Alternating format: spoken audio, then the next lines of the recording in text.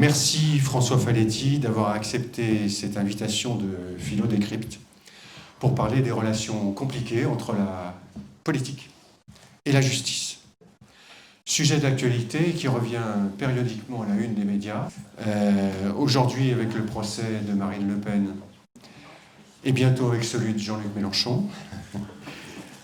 Alors que plusieurs affaires sont en cours aujourd'hui qui mettent en cause des hommes politiques, notamment Nicolas Sarkozy. Et chaque fois, c'est le même débat, avec d'un côté les politiques qui rappellent qu'ils sont élus du peuple et qui accusent les magistrats d'intervenir dans la vie politique en les suspectant de vouloir instaurer un gouvernement des juges, et de l'autre côté, les magistrats qui revendiquent leur indépendance et accusent parfois les politiques de vouloir intervenir dans la vie judiciaire en faisant pression sur eux, en les critiquant publiquement, mais aussi en influençant certaines nominations. Justement, François Faletti, vous êtes bien placé pour intervenir dans ce débat. D'abord parce que vous êtes un magistrat dont le parcours est assez exceptionnel, d'autant plus qu'en 40 ans, vous avez été, j'allais dire, des deux côtés de la barrière. D'abord en exerçant des responsabilités politiques dans l'univers judiciaire, chargé de mission auprès du garde des Sceaux, puis directeur des affaires criminelles et des grâces, fonction particulièrement sensible dans la machine judiciaire. Mais vous avez aussi occupé des fonctions éminentes dans cette machine judiciaire en étant procureur dans les trois plus grandes dans les trois plus grandes cours d'appel, Lyon, Aix-en-Provence et Paris. Une expérience qui a dû vous permettre de bien mesurer la complexité des relations qui sont parfois très tendues entre la politique et la justice. Voilà pourquoi ma première question sera un peu personnelle. Vous-même, vous avez des convictions politiques affirmées. On va dire que vous n'êtes pas vraiment à gauche, loin de là. Est-ce que vous avez toujours réussi, tout au long de votre parcours, à prendre des décisions sans être influencé par vos convictions politiques ? Je vous remercie. Vous avez le droit de garder le silence, si vous voulez. Non, il y a des avocats dans la salle. Oui, il y en a quelques-uns redoutables, d'ailleurs. Merci en tout cas pour cette invitation à venir parler d'un sujet, comme vous dites, délicat, sensible, mais aussi éternel. Donc je pense qu'en sortant d'ici, vous n'aurez pas forcément la solution à toutes les questions qui se posent. Mais bon, puisque vous m'interrogez sur un point personnel, comment mettre en phase ses convictions personnelles avec son activité professionnelle ? Je crois que je ne suis pas le seul à y être confronté. Nous y sommes tous un peu confrontés, mais c'est vrai qu'un magistrat, plus particulièrement, parce qu'on attend du magistrat ce recul, cette impartialité qui fait que la justice est crédible. Le jour où la justice est devenue partisane, ce n'est plus la justice, c'est l'image bien connue du bandeau sur les yeux et de la balance. Donc il faut savoir tenir cette balance. C'est un petit peu plus compliqué encore quand on est au parquet, parce qu'au parquet, on est dans un contexte qui a évolué beaucoup. Les 40 années que j'ai vécues ont marqué des changements très importants. C'est un peu plus compliqué parce qu'au parquet, il y a cette ambiguïté un peu congénitale, un peu naturelle, entre le fait d'être un magistrat avec la décision indépendante qui vous revient, par rapport au dossier. Et puis, vous êtes quand même, avec cet article 5 de l'ordonnance statutaire de 58, vous êtes placé sous l'autorité du garde des Sceaux. Alors, l'autorité du garde des Sceaux, elle a beaucoup évolué depuis quelques décennies. Donc, depuis la loi de 2013, en tout cas, c'est écrit noir sur blanc, mais c'était déjà largement le cas avant. Le procureur ne reçoit pas d'instruction dans les affaires individuelles et puis il doit exercer ses missions en toute impartialité. C'est écrit noir sur blanc. Donc, s'agissant des dossiers individuels, on est en face d'une obligation dorénavant légale de respecter respecter cette impartialité et d'indépendance dans la décision. Mais on doit le faire tout de même en respectant des directives générales, puisqu'on est encore sous l'autorité du garde des Sceaux. Donc vous voyez que c'est un exercice qui, est, même aujourd'hui, reste compliqué. Voilà. Alors sur l'aspect plus personnel, écoutez, c'est un effort qu'on doit conduire en permanence, de regarder le dossier et d'essayer de ne pas imprégner le dossier avec des convictions personnelles. Je dirais que c'est... Est-ce que c'est facile? C'est pas facile, mais c'est une condition un peu de fonctionnement naturel. Parce que si vous manifestez une partialité, ça se verra. On est dans un univers, et c'est une bonne chose, de communication, où très vite des imputations plus ou moins fondées surgissent. Donc il faut garder absolument ce recul. J'ai essayé, moi, dans un certain nombre de situations, de toujours conserver cette démarche, ce qui ne veut pas dire que la dimension personnelle soit totalement absente. Là, on est des êtres de chair et de sang. Donc, c'est vrai que j'ai pu prendre des décisions qui n'auraient pas été prises par d'autres. Hein. Je vais prendre un petit exemple. J'étais directeur des affaires criminelles dans les années 90. J'avais notamment, par délégation du ministre, la responsabilité de décider sur les libérations conditionnelles en ce qui concerne les plus grands criminels. Je pense que j'ai pris, face à certaines situations, des décisions qui étaient de protection de la société, de ne pas mettre en libération conditionnelle quelqu'un pour qui j'avais peut-être des incertitudes sur ce qu'il était susceptible de faire plus tard, et peut-être que d'autres auraient davantage donné sa chance. C'est possible, hein, vous voyez. C'est un exemple pour montrer le type de situation dans lequel on peut être confronté. Donc, vous dites que ce n'est pas facile. Est-ce que vous pensez que, par exemple, pour prendre le syndicat de la magistrature avec son fameux mur des cons, qui a obtenu un tiers des voix, je crois, à la dernière consultation pour l'élection du CSM, Conseil supérieur de la magistrature, est-ce que vous pensez qu'aujourd'hui, l'ensemble de la magistrature a le cœur qui penche plutôt à gauche? Je pense qu'on peut prendre en effet pour acquis qu'on a à peu près 30% de magistrats qui votent pour le syndicat de la magistrature, en tout cas qui adhèrent à ces fonctionnements. Alors là-dessus, il y a deux types d'éléments. Je pense qu'on est en présence d'une société dans laquelle il y a une espèce de poussée, oui, très à gauche. Le syndicat de la magistrature, c'est pas la peine de le présenter, il est très à gauche, il va dans des différentes circonstances l'exprimer, il prend parti dans les élections, donc c'est un syndicat qui est, on peut dire, très politisé. Bon.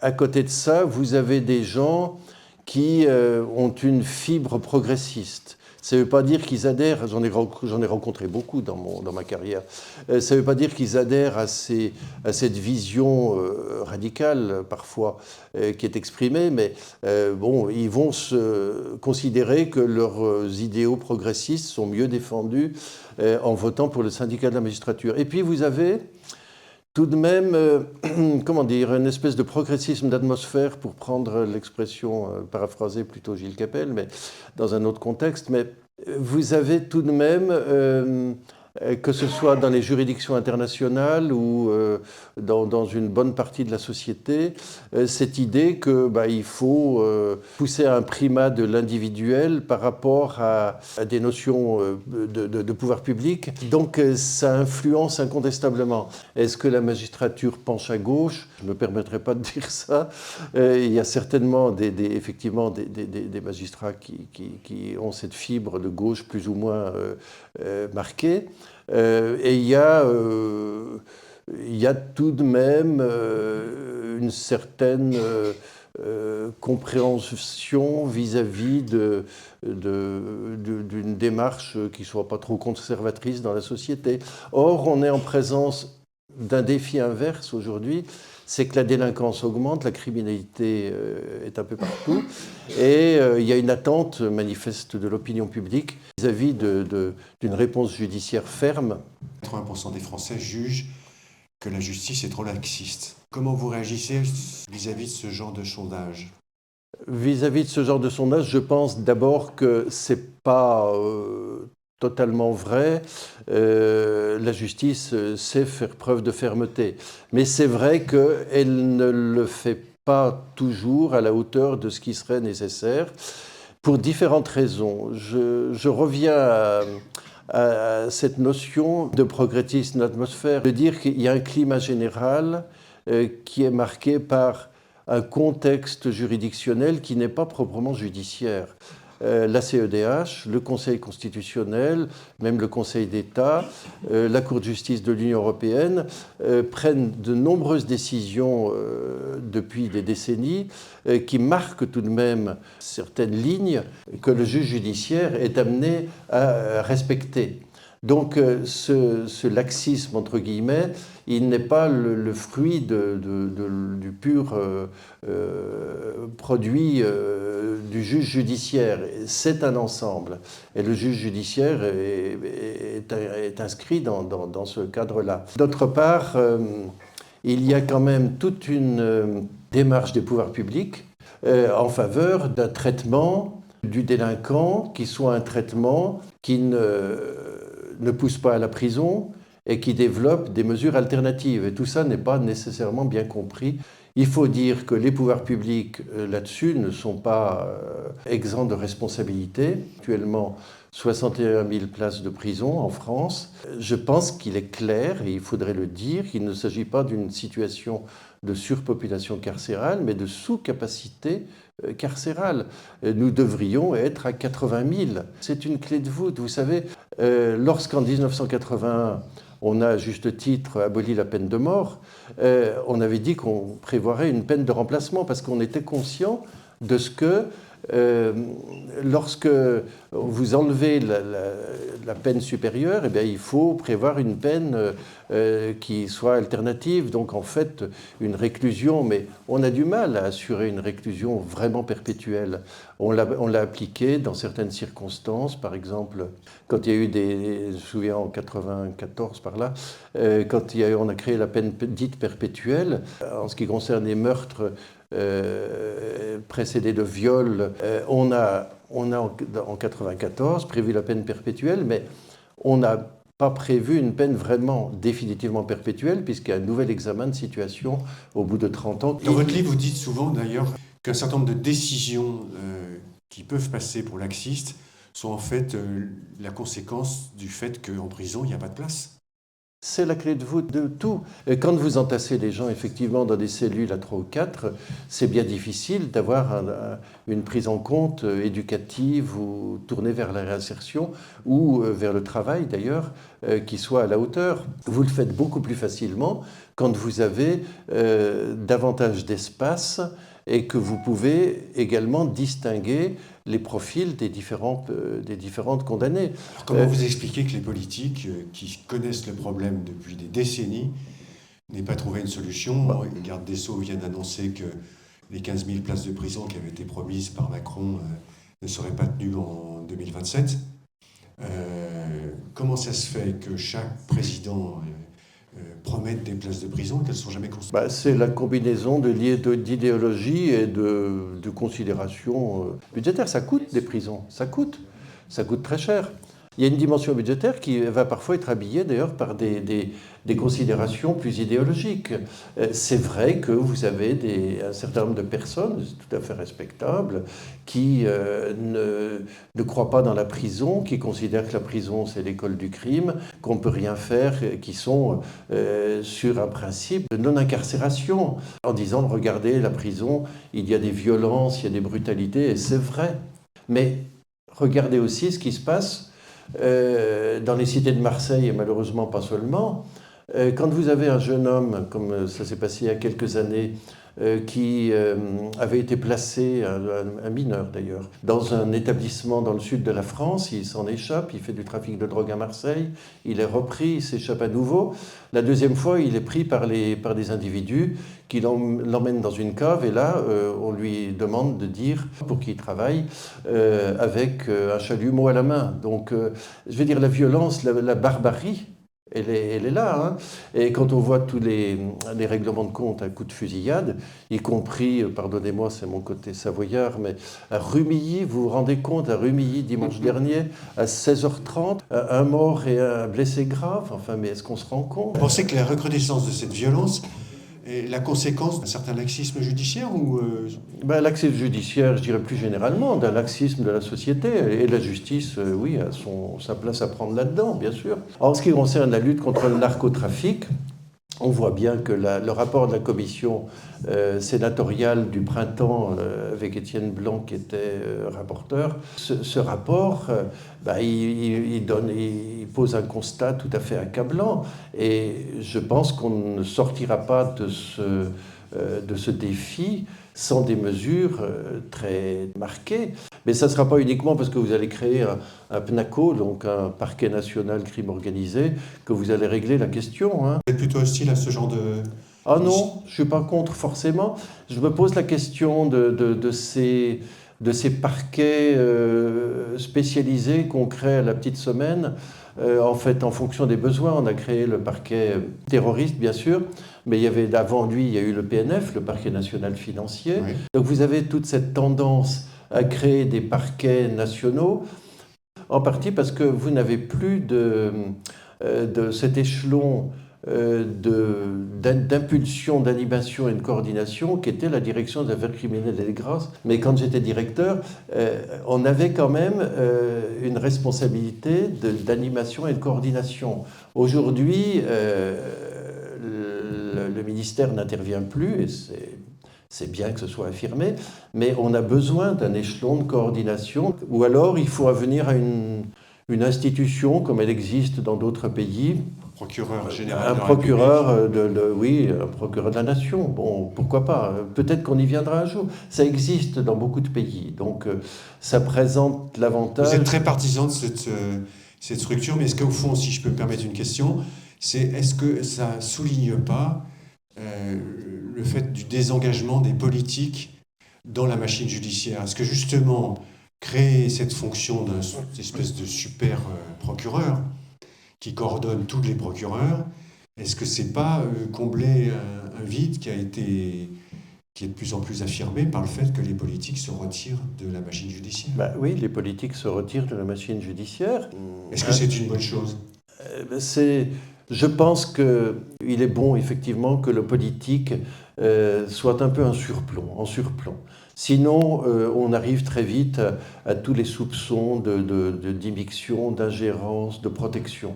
Donc c'est bien que le politique soit en surplomb. Mais si on crée un échelon, il faut que ce soit une structure qui rende des comptes. Est-ce que vous avez assisté à des pressions directes de politiques, de droite ou de gauche, sur des affaires, ou sur des nominations, ou sur des promotions, ou sur... Est-ce que vous en avez été le témoin? Il faut bien comprendre la notion de pression. Il est normal qu'on se parle. Ce n'est pas parce qu'on se parle qu'on est en état de pression. Il y a un moment donné où, bien sûr, l'assistance devient un peu problématique et où on passe de l'échange à la pression. Oui, j'ai connu des situations de ce genre, mais à ces moments-là, il faut être très, très clair sur l'absence de considération négative, en ce sens que moi, le responsable supérieur hiérarchique, on est là pour lui expliquer les obstacles, les problèmes que l'on rencontre. Et les risques qu'il y aurait à prendre telle ou telle décision. Risques juridiques et peut-être risque aussi de mauvaise compréhension, donc médiatique, de la décision. Après, vous avez dans un système hiérarchique une personne qui prend la décision, elle l'assume, d'accord? Simplement, aujourd'hui, la décision, elle n'est plus prise officiellement par un échelon politique. Elle est prise au niveau judiciaire, au niveau du procureur. Donc, à ce moment-là, le procureur qui prendrait une décision pour laquelle il a échangé et il a senti quelques amicales pressions, ce procureur, il assume sa décision, il doit l'assumer. Et ça, c'est plutôt bien. Simplement, il ne faut pas après qu'il y ait des chocs en retour. Et ces chocs en retour, ils peuvent arriver de différentes façons. D'abord parce que le ministère garde la main sur les nominations ultérieures. Donc, si votre carrière s'arrête là, bah, elle s'arrêtera là, mais vous aurez votre conscience pour vous, mais elle risque d'être en tout cas freinée sérieusement. Ça doit être un facteur assez décisif, quand même, parce que ça doit conduire certains magistrats à avoir des attitudes opportunistes, on va dire. Ça dépend. Céder à toutes les pressions, qu'elles soient de gauche ou de droite. Ça dépend, parce que vous avez aussi des situations dans lesquelles la politique n'est pas immuable, hein. Vous avez des alternances quelquefois. Comment vous jugez ce milieu politique, au fait, parce que vous avez côtoyé la gauche, la droite, successivement dans vos fonctions? Vous les trouvez comment? Vous les trouvez nuls, pourris, j'exagère un petit peu, mais méchants, incompétents? Est-ce qu'ils ont une vraie sensibilité sur les problèmes judiciaires d'abord? Alors c'est surtout ça. Je crois qu'ils connaissent très mal ces questions. Et un certain nombre de mauvaises décisions qui sont survenues dans le contexte d'affaires dans les années 90 notamment, elles tiennent à ce que ces actions des juges, notamment des juges d'instruction, elles font très peur. Parce qu'on ne les comprend pas. Un politique, il a l'habitude de travailler dans un certain contexte, il a une relation plus ou moins forte, violente ou au contraire ouverte et bienveillante. C'est pour ça qu'il ne faut peut-être pas généraliser, hein. Le monde est fait de personnalités diverses, mais ces politiques connaissent très mal le monde judiciaire et que de surcroît, pour certains d'entre eux, ils le redoutent. Oui, ils en ont peur. Et comme ils le redoutent, parce qu'ils ne comprennent pas très bien, ils se disent un jour je vais avoir une perquisition dans mon bureau, un jour il y aura peut-être une garde à vue d'un collaborateur et comment je vais réagir. Donc ils peuvent être amenés à réagir de manière, en croyant bien anticiper, ils précipitent au contraire la catastrophe. Est-ce que vous pouvez me citer un ou deux grands ministres de la justice? J'ai été au cabinet de Pierre Maignery, c'est vrai que c'est une période que j'ai appréciée. Parce que Maignery connaissait très mal la justice, il venait plutôt de l'agriculture d'ailleurs. Mais c'était un homme d'écoute, voilà. J'ose pas vous parler de Badinter. Badinter est un grand monsieur, hein. Moi, il l'a montré à plusieurs reprises, mais c'était un homme extrêmement engagé sur la peine de mort, bien sûr, mais également sur le traitement de la délinquance. C'était l'anti-perfit, en fait. Pour ceux qui ont vécu ces années-là, moi j'étais encore étudiant ou jeune magistrat, le rapport perfit, réponse à la violence, il remonte à 1974. Hein. Il a donné ensuite naissance, enfin ça a été le lumus en quelque sorte de la loi sécurité et liberté, qui, contrairement à ce qu'on raconte, n'était pas une loi si répressive que ça, hein. Moi, écoutez, j'ai commencé ma carrière à Lyon, j'étais substitut du procureur. On avait ce qu'on appelait à l'époque le petit parquet. Qu'est-ce que c'est que le petit parquet? Le petit parquet, c'est le parquet de permanence. Eh bien, on avait j'avais un pouvoir en tant que procureur substitut de permanence, c'était celui de placer sous mandat de dépôt pendant 24 heures. Vous vous rendez compte? Pendant 24 heures, quelqu'un que la police nous ramenait, il y avait un interrogatoire qui était fait, et je pouvais le placer à Saint-Paul, à la prison, pendant 24 heures. Après, il fallait que ça soit confirmé par un juge. Et bien ça, c'est une mesure que la loi sécurité et liberté de perfit a supprimée, a estimé que le procureur n'avait pas à prendre des décisions portant autant atteinte à la liberté individuelle. Donc vous voyez, la loi sécurité et liberté, elle n'était pas... Pourtant, cette fameuse loi qui a soulevé un tollé à gauche. Oui, bien sûr, oui, mais... Sécurité et liberté. C'est-à-dire, elle était imprégnée d'une idée qu'on retrouve aujourd'hui, c'est la certitude de la peine. Chercher la meilleure certitude de la peine. Ça veut dire quoi? Certitude de la peine, ça veut dire que si je vous condamne à 3 ans de De prison... l'exécution de la peine. Oui, si je vous condamne à 3 ans de prison, vous faites 3 ans de prison, ou peut-être un peu aménagé, mais en tout cas, on sait à peu près où on va. Et c'est vrai qu'avec le revirement de 81, on a eu une tendance à dire qu'il fallait, c'est le primat de l'individualisation des peines, et du coup, petit à petit, la certitude de la peine s'est diluée. Robert Badinter voulait notamment en 85 créer déjà le tribunal d'application des peines. Il ne l'a pas fait parce qu'il n'y avait pas eu les moyens, c'était en 85, il allait partir d'ailleurs juste après. Donc vous avez quand même des lignes assez différenciées qui sous-tendent les orientations et les réflexions. Est-ce que c'est une bonne idée de mettre un avocat garde des Sceaux? On a eu Dupond-Moretti qui a soulevé un tollé. Il y a eu un certain nombre d'avocats qui ont été garde des Sceaux. Parce que ça énerve beaucoup les magistrats, ça semble-t-il, non? Pas systématiquement. Vous avez ce débat. Je vous ai parlé de Pierre Méhaignerie tout à l'heure, qui n'était pas du tout un juriste. Bon, s'il est bien entouré, comme j'étais avec lui, il était bien entouré, bien sûr. Ce qui est très important pour un ministre ou n'importe quel décideur, d'ailleurs, c'est d'être bien entouré. Vous voulez dire qu'il vaut mieux pas un ministre trop compétent? Un ministre qui a l'esprit ouvert, par définition, c'est un politique, donc il a déjà un certain nombre de réflexes. Mais s'il a avec lui des professionnels de la pénitentiaire, c'est peut-être un nouveau regard qui peut être intéressant, oui. Après, les avocats, oui, il y a eu un certain nombre d'avocats. Il y en a eu beaucoup même, j'ai l'impression. Il y en a beaucoup, c'est assez courant. Est-ce qu'il y a eu des magistrats déjà? Très peu. Il y a eu Arpaillange, bien sûr, Oui. Qui a été... Un grand ministre de la Justice? Ça n'a pas été, justement, donc c'est pas toujours une bonne solution. Non, mais moi je pense qu'on ne peut pas écarter les avocats parce que l'avocat, dans sa vocation même, il a une ouverture sur différents aspects et pour moi, c'est pas un problème. Après, le choix de tel ou tel avocat, c'est une autre question. Bon, Éric Dupond-Moretti, pour dire les choses un peu directement, avait une relation très, très tendue avec les magistrats. Et le point de départ du... Il a beaucoup critiqué les magistrats. Oui, non, puis une violence dans la cour d'assises oui. qui était quand même connue. Est-ce que ça justifiait que les deux plus importants magistrats publient une tribune dans Le Monde pour s'en prendre au garde des Sceaux?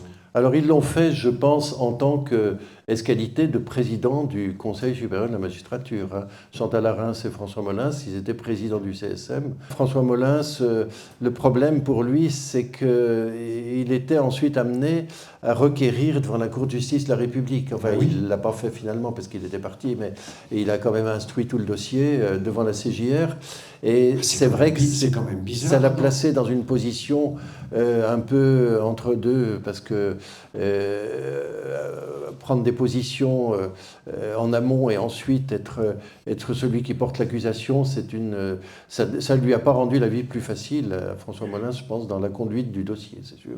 Surtout qu'il voulait être ministre, d'après ce que j'ai compris. Donc. Écoutez, ça, on ne sait pas. Ça. Comment vous interprétez la multiplication des affaires qui mettent en cause les hommes politiques?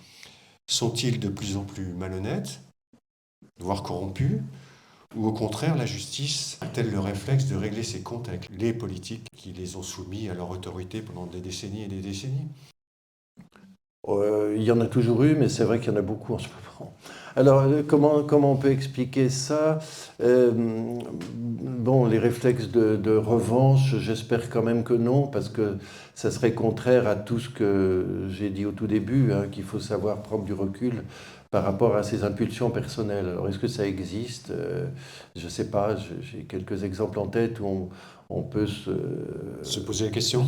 Moi, je veux vous dire, j'ai pas bien compris quand Nicolas Sarkozy a été interrogé après sa garde à vue dans l'affaire des écoutes. Je ne sais pas si vraiment il y avait besoin de déférer tout de suite à 11h du soir. Bon, est-ce qu'il ne payait pas son petit poids, là, ses petits pois? Ce serait dommage. De petits pois. Ça serait dommage, ça serait dommage quand même. Bon. Surtout que les petits pois en question, d'ailleurs, ils se sont sentis concernés, mais ils ont eu bien tort, parce que oui, ils étaient concernés, bien sûr, Mais il n'y avait pas que, hein, il y avait aussi le président de la Cour des comptes, il y avait des parlementaires, il y avait des sénateurs, il y avait le président du Conseil d'État, enfin tout ça. Tout ce beau monde, dans la grande chambre de la Cour de cassation, vous avez la France compte de plus hauts fonctionnaires. Mais il l'a dit vraiment publiquement. Ah oui, il a dit, si je me souviens bien, c'était avec Michel Drucker, une émission, hein, et dans laquelle il interrogeait Rachida Dati, toute jeune ministre de la Justice.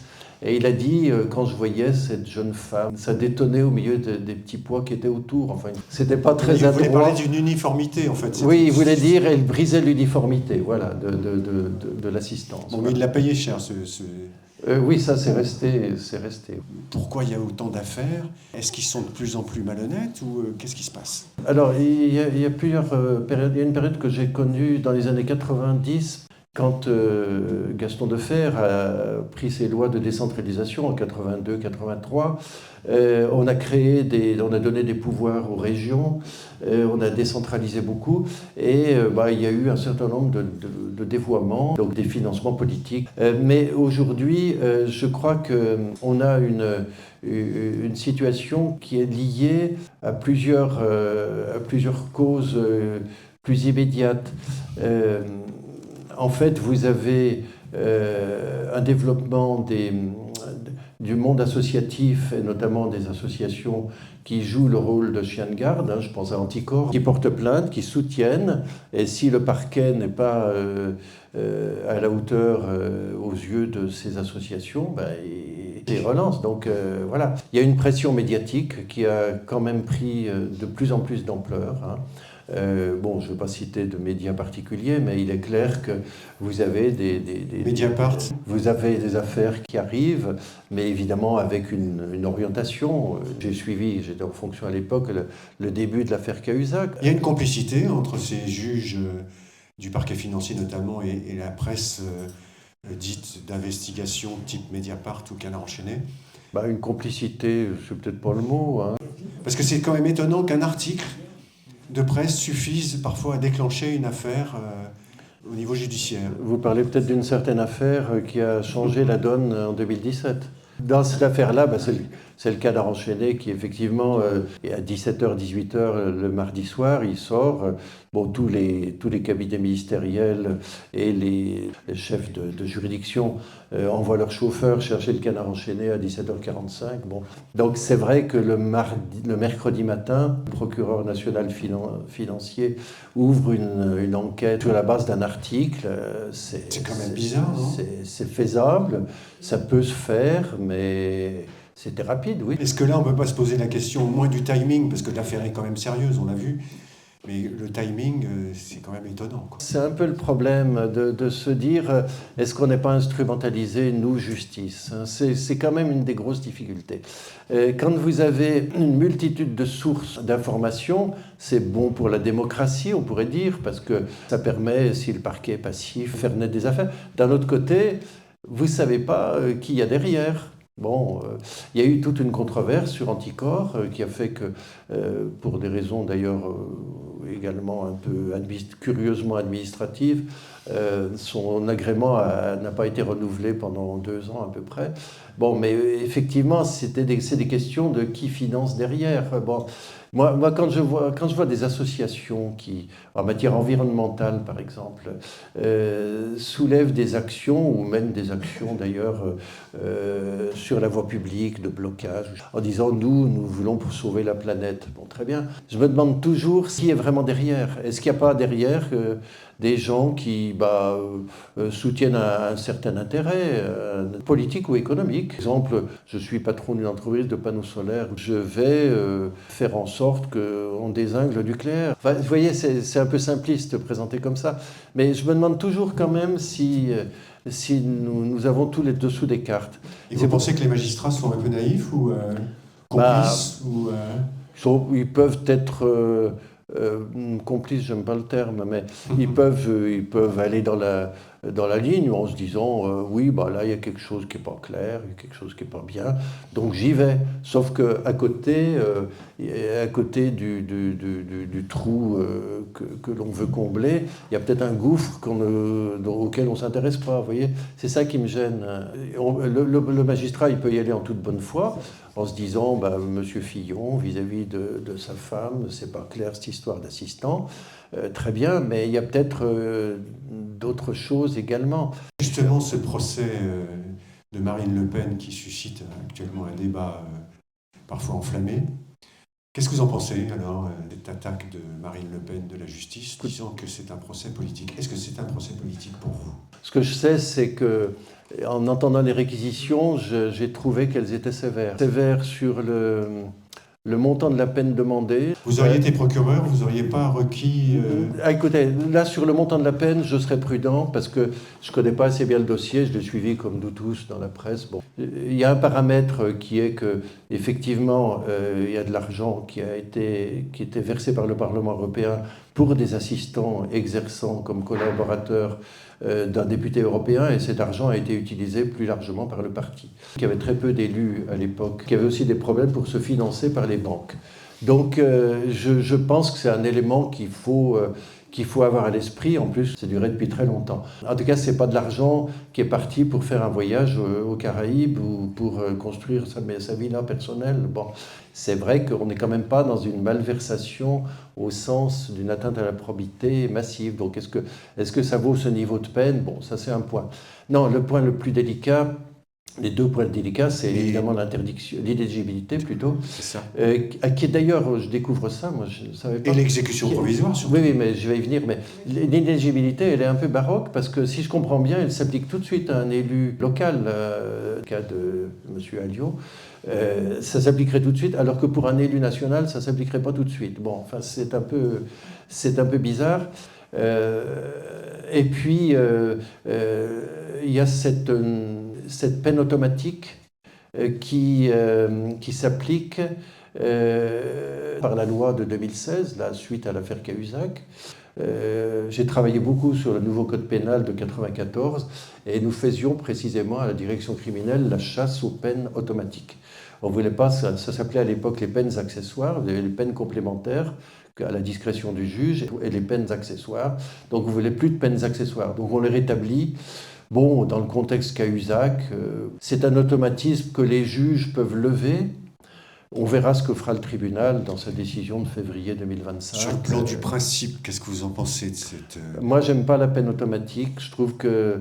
Alors, maintenant, j'en viens... Parce que c'est un peu une remise en cause de la fonction d'appel. Oui, alors, je n'ai pas encore dit sur l'exécution provisoire. Oui. Moi, l'exécution provisoire, je la trouve tout à fait inadaptée. Très franchement, c'est une remise en cause, comme vous dites, de la voie de recours, de l'appel. On n'a pas créé l'appel en matière criminelle en 2000 pour les cours d'assises pour qu'on vienne ensuite dire oh bah, en correctionnel, c'est pas grave. Alors, en plus, dans un contexte quand même politique extrêmement lourd. Enfin, non, très honnêtement, c'est pas à des juges, même 3 juges, de venir dire qui va être candidat ou pas aux élections présidentielles de 2027. Moi, je trouve que là, on sort de... Là, il y a quelque chose qui ne va pas. Hein, je le dis pour... Donc là-dessus, vous êtes d'accord avec Jean-Luc Mélenchon, quoi. Bah, pourquoi pas, ça peut arriver. Il est peut-être intéressé aussi, je ne sais pas, mais non, mais sans non, aucun doute. Non, mais franchement, je trouve que l'inéligibilité, c'est la base de la démocratie. La justice est rendue au nom du peuple français. Et voilà qu'on va dire au peuple français, voilà les bons candidats que moi, juge, je vous demande de choisir. Donc vous ne prenez pas celui-là, c'est moi qui le dis. Mais ce n'est pas rendre la justice au nom du peuple, ça. Le peuple, il a le droit de choisir les gens qu'il veut. En plus, sur cette affaire d'exécution provisoire, il y a un problème supplémentaire.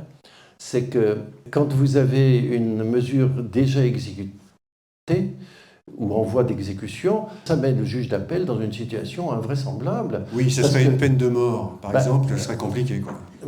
C'est-à-dire qu'une fois que vous arrivez en appel, eh bien, on vous dit ah ben non, excusez-nous, en première instance, c'était pas ça. Donc on vous relaxe, ça arrive, hein, on le sait bien. Pour le juge, la pression est telle que il est dans un dilemme invraisemblable, ou bien l'institution sera très attaquée, ou alors il va valider une peine de principe. Déjà sur l'inéligibilité, je pense qu'il faudrait assouplir les choses, enfin revenir à une peine complémentaire. Et puis sur l'exécution provisoire, je crois qu'il faut venir à juste raison et on ne doit pas l'appliquer. Surtout que le motif de l'exécution provisoire, c'est le risque d'atteinte à l'ordre public et de récidive. Bon, la récidive, on ne la voit pas très bien.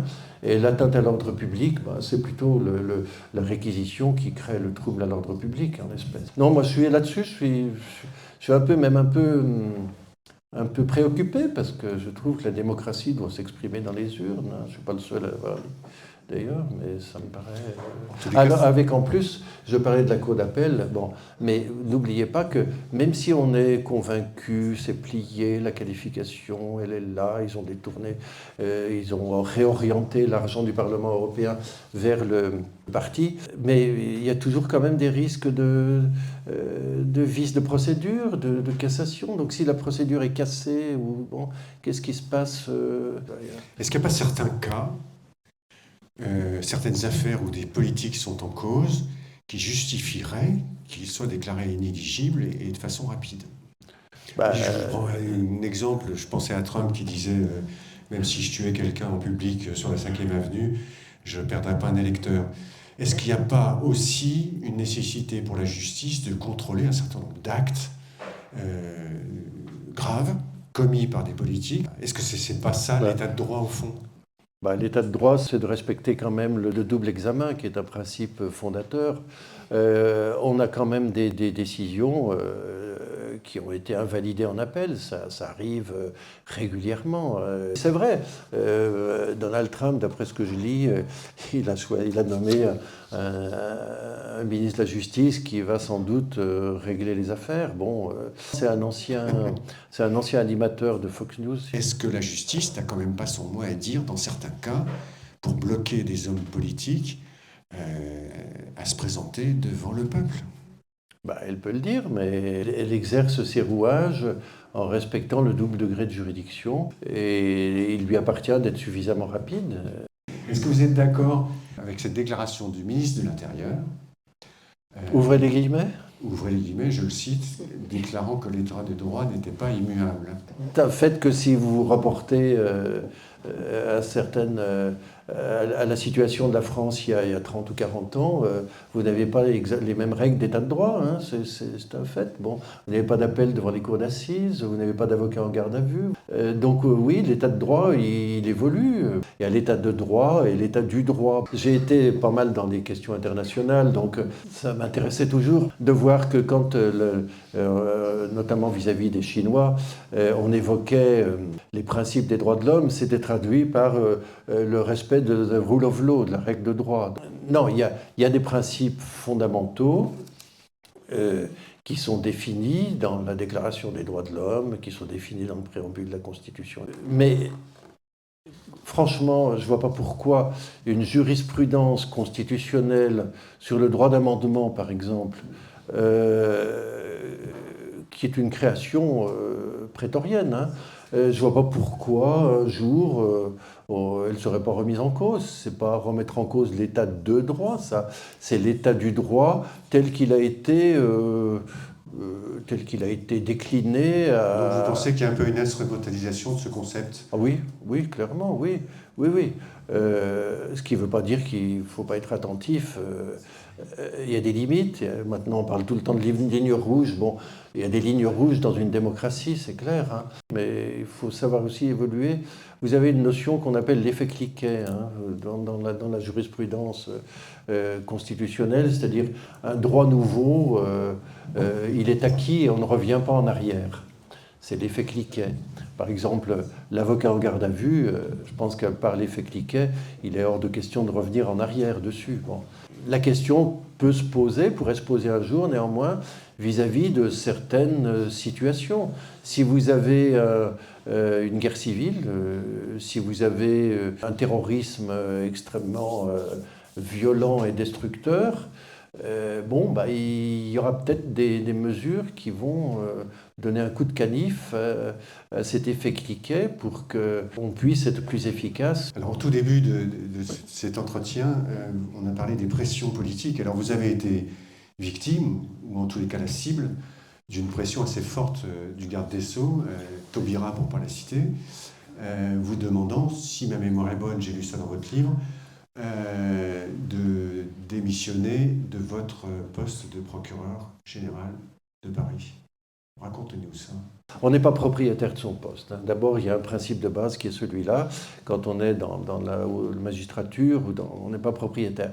D'un autre côté, on me demande de venir dans un tête-à-tête au cabinet du ministre et on m'explique qu'il faudrait partir à la Cour de cassation pour mettre quelqu'un qui aurait une meilleure sensibilité que moi.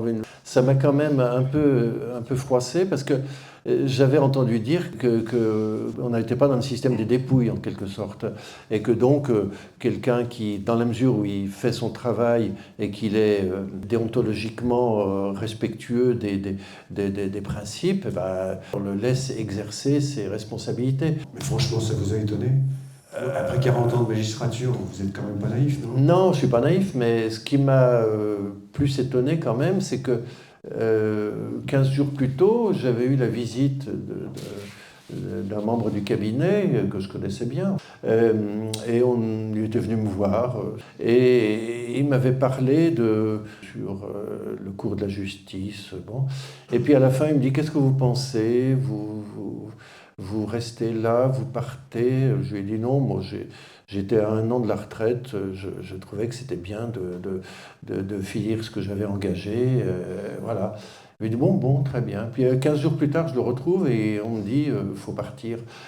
Donc c'était pas très bien, quoi. C'était pas très bien. Alors c'était pas une affaire. C'était pas non plus une affaire d'État. Ça a fait quand même un certain bruit à l'époque, non ? Oui, oui, c'est vrai. Parce que vous avez résisté en plus, vous avez eu le culot de résister.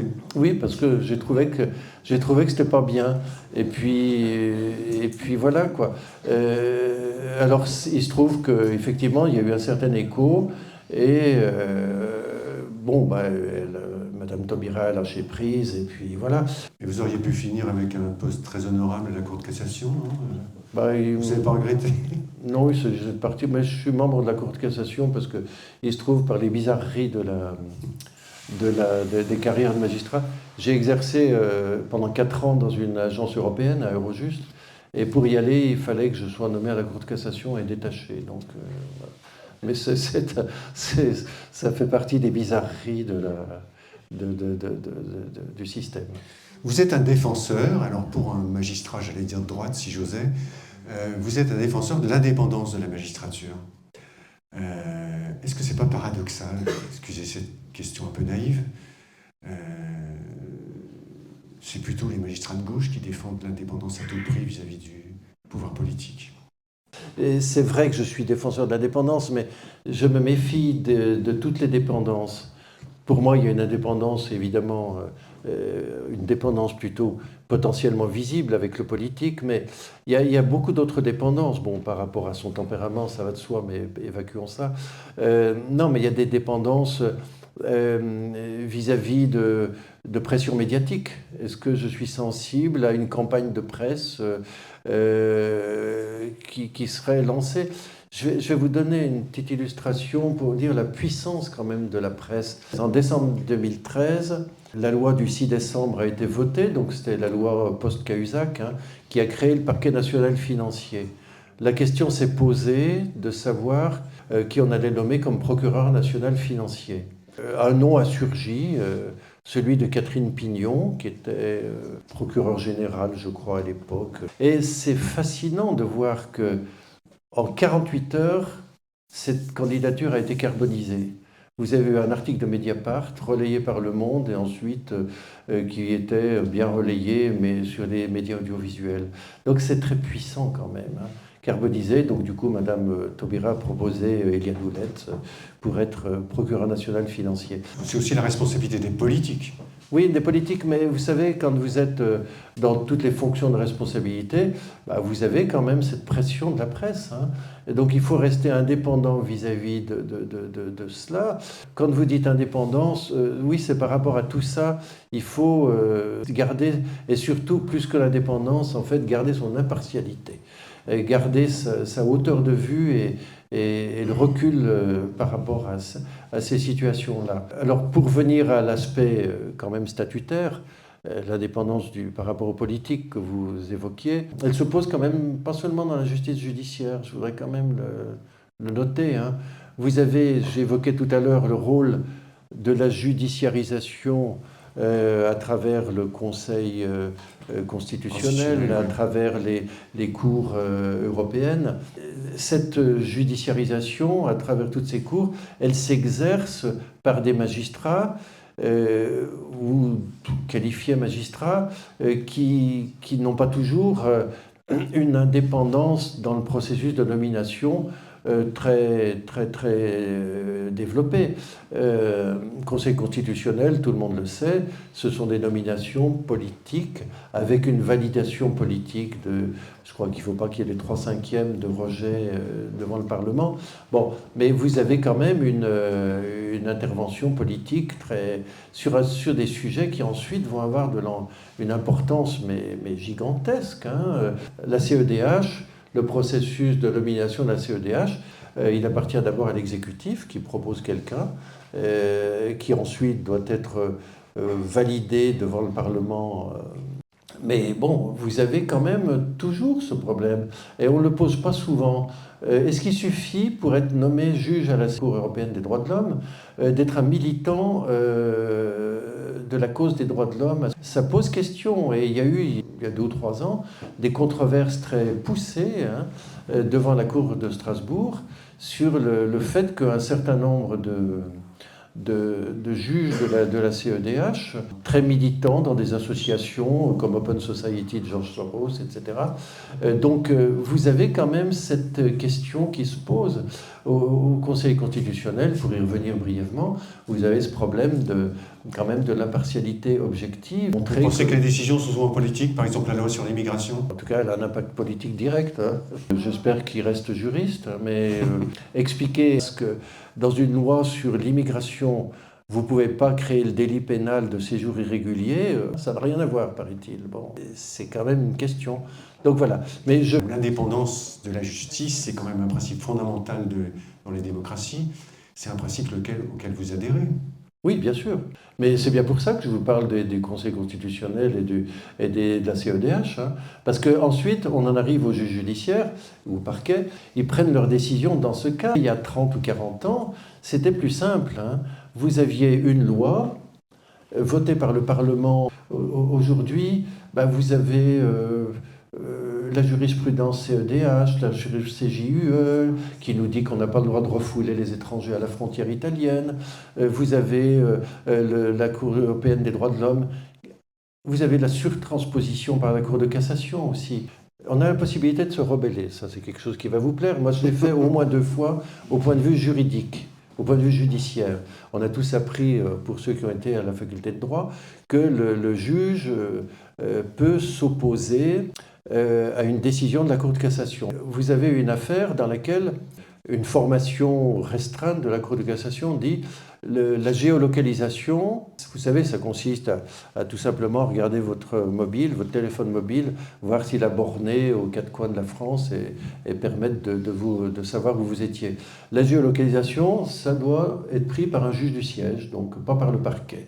Donc la Cour de cassation a renvoyé l'affaire devant la Cour d'appel de Paris en disant il faut un juge pour géolocaliser. Moi, j'ai requis en tant que procureur général, et la Cour d'appel de Paris a suivi pour dire qu'on ne pouvait pas prévoir que ce soit uniquement l'affaire d'un juge. Il fallait permettre au parquet d'intervenir dans certaines conditions. Et on est remonté à la Cour de cassation qui a changé sa jurisprudence, en assemblée plénière. C'est un dialogue qui est, je trouve, extrêmement sain, hein, qui se déroule là. Mais quand j'évoque cette affaire de géolocalisation, c'était extrêmement important parce que Moi, je me souviens de quelqu'un qui m'avait téléphoné pendant la permanence, un substitut de permanence, quand j'étais à Paris. C'était un enfant qui avait été enlevé par sa tante. Le parquet n'avait pas le droit d'aller chercher où était la tante. Bon, alors j'ai dit, vous faites quand même, vous bornez le téléphone. Donc ils l'ont fait, ils ont retrouvé l'enfant sur un abribus vers le Père-Lachaise à 2 heures du matin. Vous avez enfreint la loi, quoi. Non, j'ai enfreint une jurisprudence qui d'ailleurs a été condamnée 1 an plus tard par l'Assemblée plénière de la Cour de cassation. Est-ce qu'il y a un système judiciaire qui pour vous, constitue un modèle? Par exemple, vous parlez du modèle américain, où un certain nombre de juges sont élus. Est-ce que c'est une solution ou pas? Le juge élu, pourquoi pas, mais ce n'est pas notre tradition française. Vous parlez des États-Unis, je vous signale qu'à 130 km d'ici, vous avez un procureur élu. En Suisse? À Genève, oui, le procureur du canton de Genève, il est élu. Et ça marche mieux? Ça marche. Je pense qu'il est responsable devant ses électeurs. Le danger, c'est pas la démagogie non plus? C'est un peu le problème. Je vais vous donner une anecdote. Que j'étais dans un séminaire au Canada et ils avaient invité, c'est un séminaire de procureurs, et ils avaient invité un district attorney d'un État du milieu de l'Ouest. Et il nous a expliqué qu'il avait été réélu 4 fois parce qu'il menait une politique qui plaisait bien à son électorat, notamment il avait requis la peine de mort un certain nombre de fois. Donc si vous voulez, c'est délicat quand même, l'élection. Dans la mesure où on a cette rupture aujourd'hui avec la représentation nationale, où de plus en plus, ce sont des structures qui sont mises en place dans un contexte assez peu transparent. En fait, on désigne des gens comme juges et puis après, ils définissent la règle. Moi, je me demande si effectivement une petite dose d'élection ne pourrait pas rapprocher le citoyen de sa justice. C'est possible. Au fond, les magistrats sont assez rarement jugés pour des fautes qu'ils ont commises. Pourtant, ils en font quelques-unes, semble-t-il, comme tout le monde. Contrairement, par exemple, aux policiers, avec ce CSM, Conseil supérieur de la magistrature, qui était encore composé il n'y a pas très longtemps, en majorité de magistrats. Est-ce que c'est pas étonnant, cette espèce d'impunité des magistrats? Par exemple, un flic qui descend un type au cours d'un contrôle, il fait tout de suite de la garde à vue, parfois il va en prison, un procès derrière. Magistrat qui libère un type qui va flinguer tout le monde le lendemain, il ne va pas faire de la garde à vue, on est bien d'accord. J'exagère un peu, mais... Non, c'est ressenti comme ça, mais vous êtes dans la liberté de décision judiciaire. Le cœur de l'indépendance de la justice, c'est la décision du juge qui est contestée justement d'une seule manière, en appel.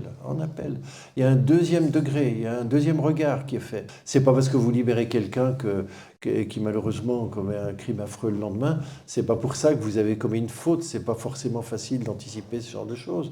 Mais effectivement, il peut y avoir un non-respect d'un certain nombre de mesures de précaution pour vérifier que la personne elle présente quand même un certain nombre de garanties.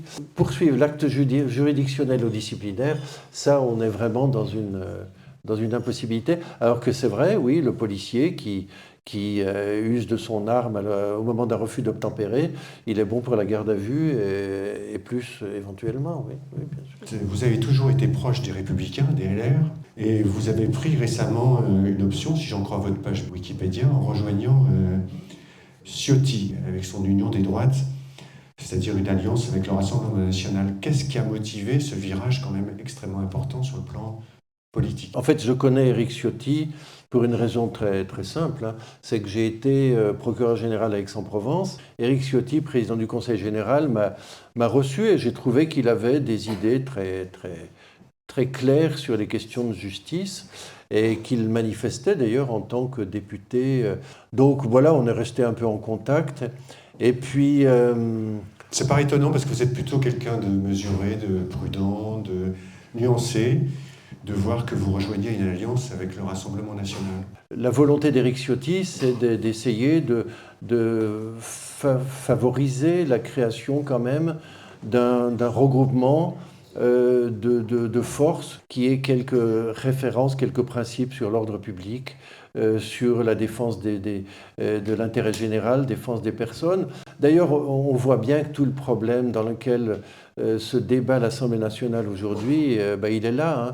C'est que vous avez une configuration qui est pleine de contradictions et d'ambiguïté. Donc au moins là, il n'y a pas d'ambiguïté. Il s'agit d'essayer de recréer un socle de valeurs autour de la justice qui soit un socle qui assure une meilleure protection des personnes, une meilleure garantie de l'ordre public. Et ça passe peut-être par des mesures un peu fortes. Il n'y a pas de vent favorable pour ceux qui n'ont pas de cap.